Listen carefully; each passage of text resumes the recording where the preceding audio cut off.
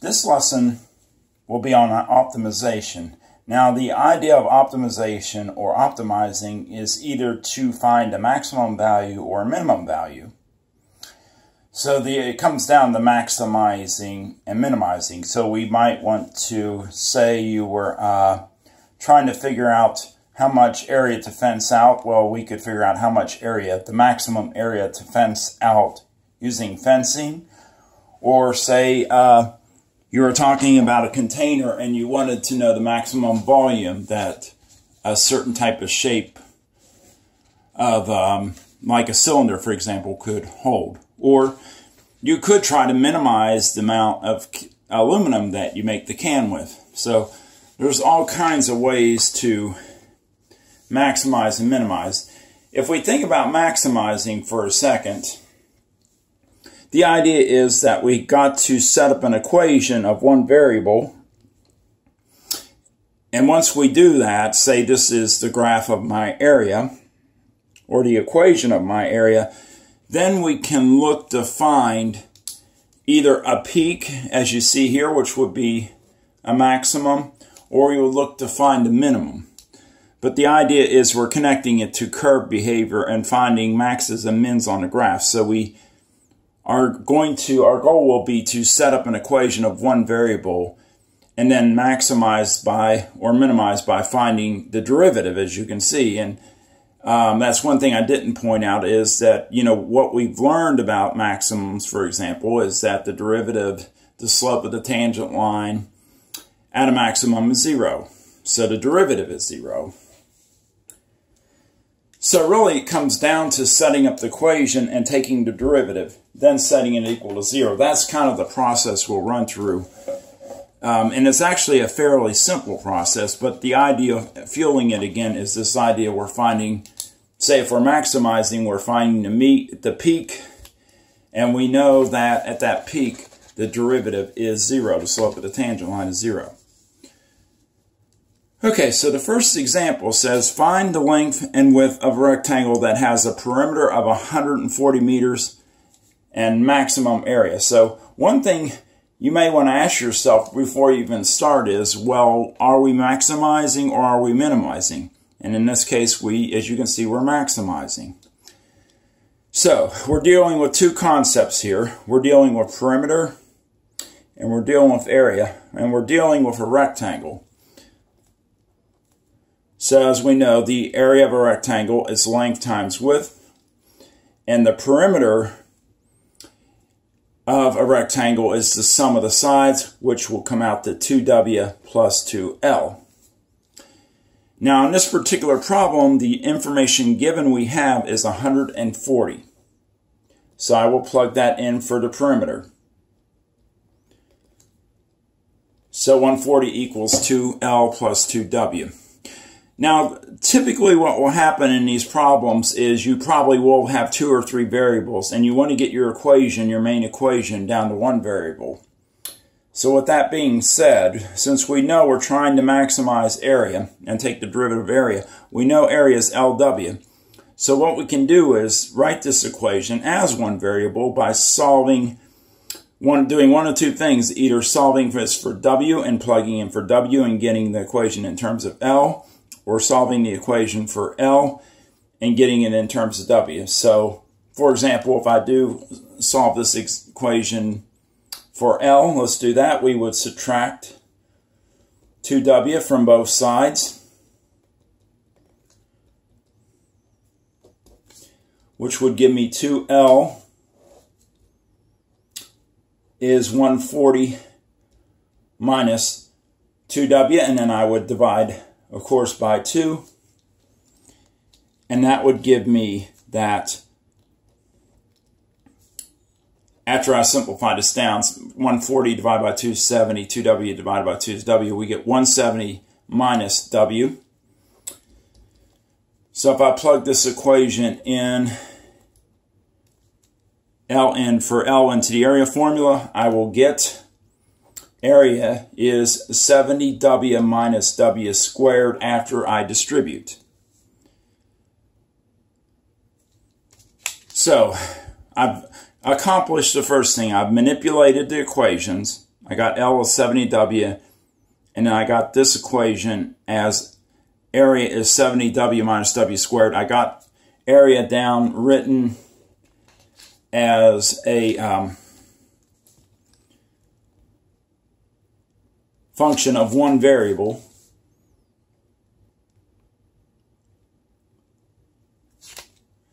which is 70W minus W squared. Now I can proceed to maximize, which means I'll take the derivative, which is 70 minus 2W, and set that. Of course, it would have to be 0. When you have a maximum, the slope of the tangent line is 0, so I'll set the derivative equal to 0, and if we solve for W, we will get 35 meters is the width of my object. And if we plug back in here, I'll get that the length is also 35 meters, meaning that we did get a square. So there is the first example of maximizing, in this situation we're maximizing area.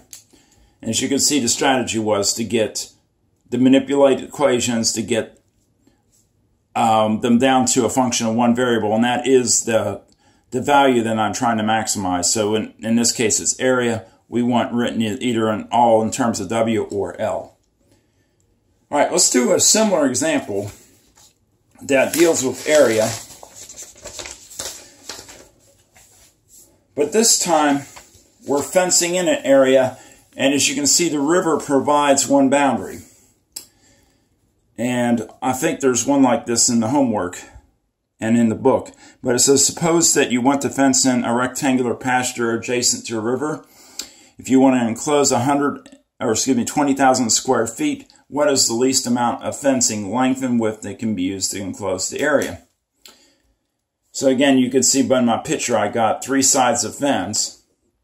So the perimeter of my fencing would be 2W plus L. So I'm going to start by basically writing down my main equations, which would be perimeter is 2L plus 2W plus L. And notice that I had to modify the equation to just L, not 2L, because I'm lacking fencing on the side of the river. Okay, so we also remember, again, area still is going to be LW. So we want to maximize perimeter. That would be the amount of fencing would be perimeter. And we're given the area. We are given that we have 20,000 square feet to work with. So kind of like the last example, what I'm going to do is use the given information 20,000 square feet and get either this equation in terms of L or W and plugging into the other one. So I can get one equation of one variable. So if we take 20,000 and set it equal to LW, I'm going to solve for L. You can do it either way in this problem. You can solve for W and work the problem, or you can solve for L. Now, since I solved for L, my area equation will be in terms of W. If you go the other route, if you solve for W, your equation will be in terms of L. So let's get the perimeter formula set up. So perimeter would be 2W plus, I now plug in for L. I'll go and write the original equation so you can see what I did. I plug in for L, 20,000 over W. And since I'm going to take the derivative, I'm going to make that W to the negative 1. So again, we get 2W and plus 20,000 over W. We do have to address the W in the bottom when we take the derivative. But we actually can avoid using the quotient rule if we make that W to the negative 1, because we can just use the power rule, and that's much quicker. All right, so let's slide this up so you can still see it. And I will bring another sheet of paper here. Okay, so we got the equation in terms of one variable. We are now ready to use the derivative. So, the derivative would be 2, the derivative of 2W is 2, minus 1 times 20,000 and then we're going to take away 1 from -1. So that will turn out to be -2 minus 20,000. W to the -2 by power rule. And I'll switch that back underneath. So it's now 20,000 over W squared. So we are going to minimize by setting that equal to 0.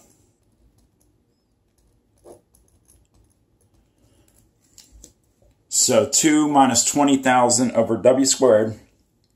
And notice some of you, I get this question a lot in class. It's like, well, when you maximize, I take the derivative, set it equals 0. And when I minimize, I take the derivative, set it equals 0. Well, that's really what happens, but you're kind of using the same concept, because if you're looking for a minimum, it's still the same thing. If you look at my little picture here, that tangent line still has a slope of 0. So the process actually turns out to be the same.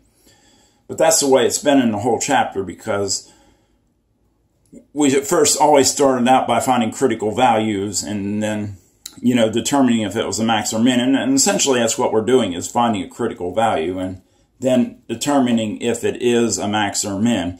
We know in this case it will be a min, because that's the way the problem's set up. All right, back to solving this equation. Since this is negative, I'm just going to go ahead and move it over to the other side. I think that'll be easier. So we get 2 is equal to 20,000 over W squared. And then if we multiply both sides by W squared cancel, and you get 2W squared is 20,000. And dividing by 2, you would get W squared is 10,000. I'm going to zoom out a little bit.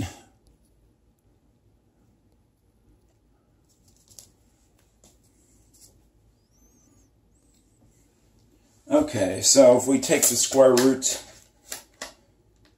of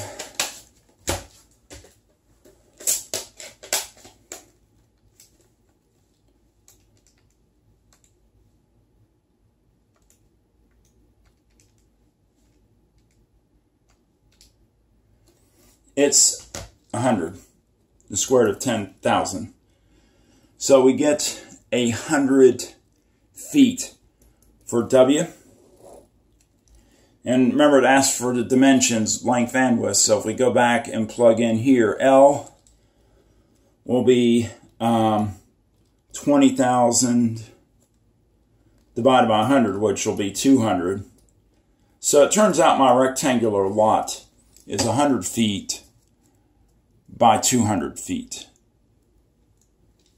Is the dimensions of my lot. So there's again an example, and we kind of use, there are some patterns here, although the equations were a little trickier in this one because we had to work with negative exponents. But the idea kind of remains that you set up your equations from the given information and then manipulate the equations. So like solve L for W, in terms of W, pardon me, and plug it into the other equation. Our goal is to get the right here where we can get an equation that is of one variable. And then we can go straight to the derivative and find if it does have a max or min. All right, we'll have one last example. I'm probably going to split this lesson up over 2 parts. I got an example. This is example 6 out of the PowerPoints, and it's a simpler example, but I wanted to do something that was a little different from area. So what this problem does is it already gives you a projectile equation, and you have to maximize here. So it says a projectile whose height is given by S is negative 16t squared plus 96t plus 54, where S is measured in feet and t is measured in seconds.